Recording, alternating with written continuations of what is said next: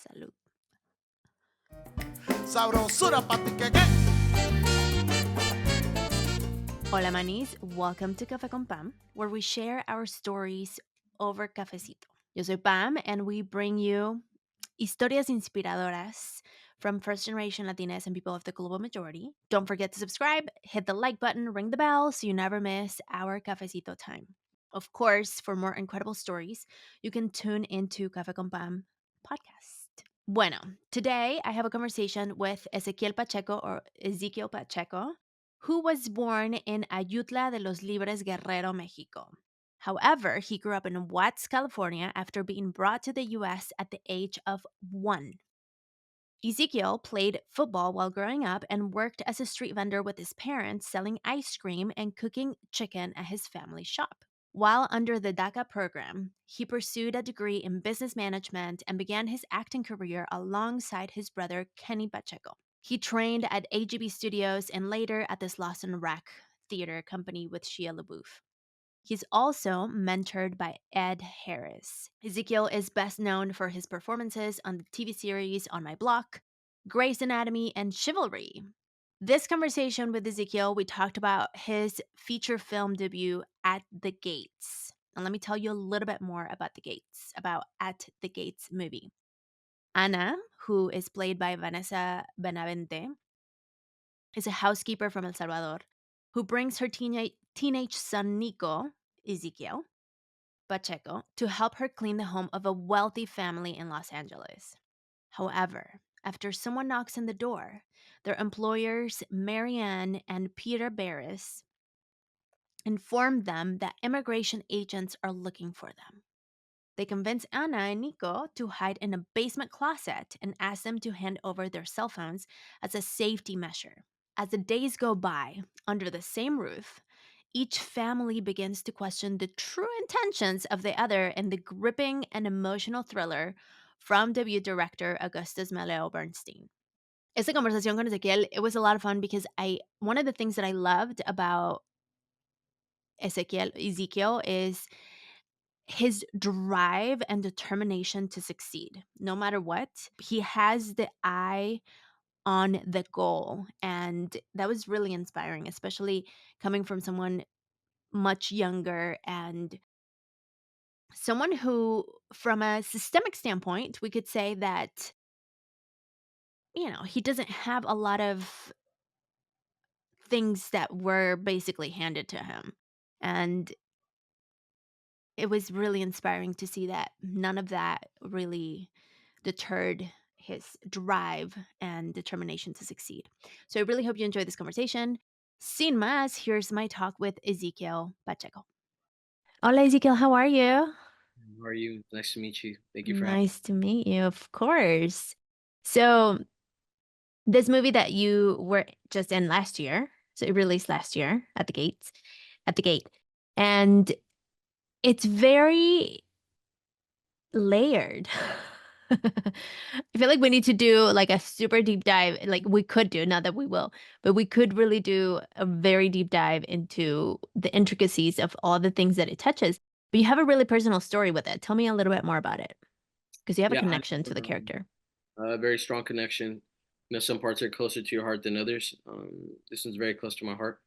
It was my first feature film. The movie is about a mom and a son and the adversity they go through every day, but more so the mom trying to give the son a better life. But it touches on a lot of social topics that goes on in the world. A lot of time there's a lot of people out there that like to spread awareness and post this on the story and get upset at somebody else if they don't spread awareness. But if the moment actually came to pass, would you actually do it? Would you Mm, help somebody out if they need it? And in this film, you're gonna get questioned whether or not you would do it, whether who's right, who's wrong, who's. There's a lot of perspectives being told, and it's not just empathy on one side. It's not just who's right, who's wrong. It's more so what kind of person you are. And as a Mexican actor, as a Latino actor, somebody that's been rising throughout the ranks, I wanted to make sure my people weren't seen as a joke. A lot of time we're very stereotyped, and I'm very mhm. frustrated about that. And I'm Most going to make times. sure that changes I'm gonna make sure that changes with time. I'm gonna do that more and more with every part I put up on screen. I want to represent kids out there that don't get the same opportunities as everybody else, and I have done that. I believe I completed that mission. Obviously, this not every spotlight is on me yet, but I know I've had an impact on people with what I'm doing. So, yeah, I'm also a DACA recipient, and so is Nico, my character. I am the first Right. ever DACA recipient to ever lead a movie. So, doing things that haven't been done before. For sure. Which is really powerful, and some things I read is that first lived experience that you have as being a DACA recipient also helped you inform the character a lot more because you Mhm. have that firsthand, like, "I've lived it, I've experienced it." And so, do you think that helped you more with the character? Yeah, 100%. Just because when you see that, like every time, a lot of the time, I'm not gonna say every time, but a lot of time when you see us being represented on screen, it could be so corny and so disrespectful towards our people, whether you're Mexican or not. We're all kind of, and we're one big army together, all our nations, taking over together. It gets a little frustrating. So I didn't want to do something that was so typical. Someone like Nico is educated, even if he comes from East LA. He can code switch, even though he comes from East LA. That he can have strength as a man and learn how to have strength without him trying to represent you in a stupid way, more so an honest way. And Mm. I believe I delivered that. I told Augustus when I did this that I said I didn't want any stereotypes in it, and he trusted me. And we have had a lot of people that felt represented by the work that weren't even Latino too. They felt represented by the person that was on the screen because he makes you feel less alone. He makes you feel an ounce of strength. And throughout this movie, you see Nico realize that his mind has to be stronger than his feelings, and that's a big lesson to learn in life. There's also the discovery of that almost makes you look at the various layers of people, not just you as the character, but also the other characters and how you could also have compassion for others. And how did that, like, continue to shape the character as you were playing it? Did it change a little? Someone like Sadie's character, Lauren, who grew up with the silver spoon, sometimes it's hard to have empathy for people that have more than you, even though they go through their own challenges in life. But it's nice to see them meet in the middle and seeing something that wouldn't, I don't want to spoil anything, but wouldn't typically happen. Um, and that's like the beauty of humanity. You can come from wherever you're from and somehow still connect with it, rather than not meeting with ego and who's had it worse or my problem is this or you're irrelevant. That's been my goal as an artist, is to connect everyone. And I think Sadie did a beautiful job with her character and the way she portrayed that, because and she's an amazing actress. I'm glad she's having all the success and everything she's doing. Um, so having that different perspective and seeing how two different lives can be, even though they're the same age, it's an interesting perspective. So many differences, and people could still carry pain on their own, like, Yeah, even though there's privilege around it. Tell me about the Oscar behind you. Are you visualizing it? those are all things that are going to be coming in the future. I That love that. I love. I'm a big believer in the law of attraction and everything you want. I've been praying to God for an opportunity in life since I was a kid, and He gave me this gift of acting. And even though it wasn't something I wanted to do as a kid or anything, it kind of just happened. I know one day I'm gonna be number one, and I want to change the game that way. And it's been happening slowly but surely, but it's gonna happen with time. And the more I mature as a man, the more I mature as an artist, the more I'll be able to take over and do things that haven't really been seen before. And they've been proving it with time. I love that. Tell us a little bit how you kinda, like, fell into acting because it wasn't you almost didn't do it because you were older when you went into that program, right? Yeah, I didn't want to do it just because I don't know. I thought acting was kind of corny. Y mírate, And na. and, at the time, I was just in college at the time, and when that opportunity got offered to me, honestly, I did it because there was a kid who was in the program who bought his mom a house because he came out of that program, and he got a Disney Channel show, and he changed his mom's life. That's the only reason I got into acting, was to give my parents a better life, and I've seen Mm. people make crazy money, except my career's gone a different path so far.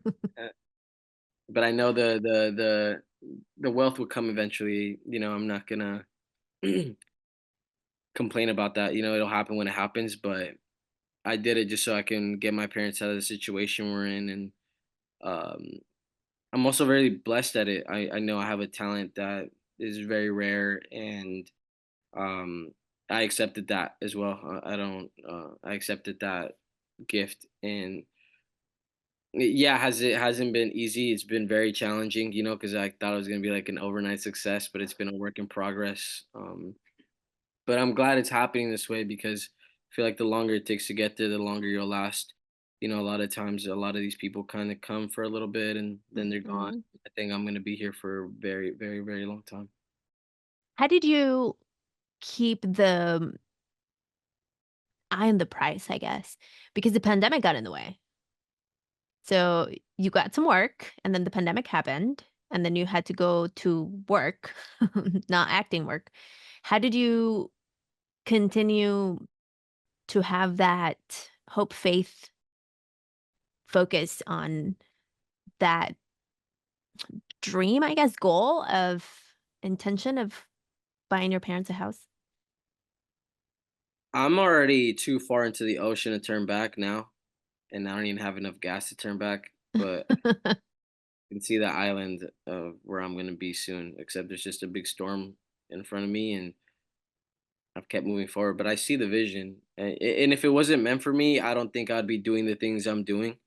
Over time, God has proved to me again and again and again that it's gonna happen, and now it's actually happening. You know what I'm saying? And it's kind of, sometimes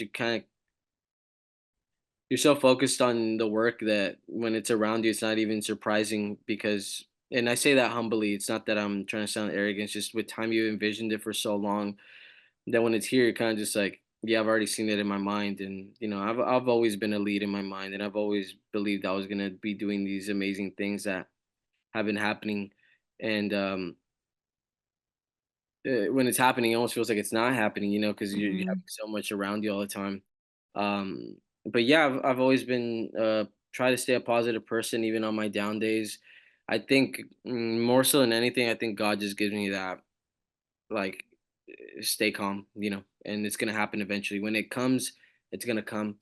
And I'm in the meantime, I'm working hard at my craft and who I am as a person. So when I finally get crowned, I don't mess it up, and that'd be very, you know, I don't want to be a tragic story. I really want to, make an impact and do that. One of my favorite scriptures is John 13:7. You may not know now, but later you will. I know with time I'll understand why all these things are happening. I love that. Have you ever had people tell you it's not gonna work? All the time, all the time. To this day, there's some stuff that's going on right now that is a little frustrating, because you've worked so hard for this moment, and you're still a little doubted, even though you deliver. Um, that is, it's frustrating. I'm saying, I'm not gonna sit here and lie to you and tell you that I'm feeling 100%. I'm not, but it's the honest truth. Um, even with the movie, me and Augustus were still doubted as good of a performance we both delivered on the film. His directing and my performance, and everyone else. We were still a little doubted, and no one was trying to offer us a contract because they didn't think they're gonna make money off us until Roku gave us the opportunity to do that. Um, it's frustrating, I'm not gonna lie, but, there's been a lot of blessings our way, and it's put another chip on my shoulder to keep proving everyone wrong, and it's gonna happen eventually, and Augustus is gonna prove everyone wrong too again. With time, they'll see. Do you think it's because the story that's being told is not, like you mentioned, the stereotype, the corny, the Because expected? I I don't know, contracts get a little.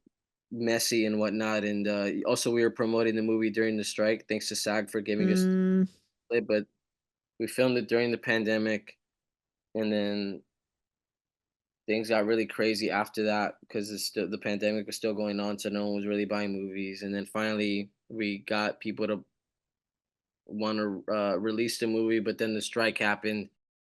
So it's just like challenges that were out of our control, and we did the best with what we could. Obviously, at the moment, me and Augustus are not stars yet, but it'll happen soon. Um, yeah, I'm not gonna lie, it is a little disappointing because you work so hard for this, and it's hard not to have expectations, especially when someone like me is trying to help out his parents and do all these things, you know. Um, but I'm not gonna be down about that. I have people like my publicist Inma that help me out and believe in my gift, and many other people that are behind me too, like Ed Harris and Clifton Collins Jr. All these people that support me and know I'm the next one. And with time, I'm make sure they all get repaid. And with love, I'm keep being on my way. I can't. I'm not a quitter. You know what I'm saying? I've been through a lot of adversity in my life. I don't quit. I love that you said you're too far into the ocean to turn back. Yeah, way too far, like, too far. It's not I can't even anymore, that's not possible. Can't even see how to go back.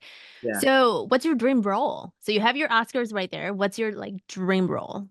I Or are don't know you if I have a manifesting? dream role, to be honest. I have more so Mm, a dream career. I wanna have a career like DiCaprio's or Denzel's, those great careers, like, my favorite actor is Al Pacino, I wanna be able nice. to like Al Pacino,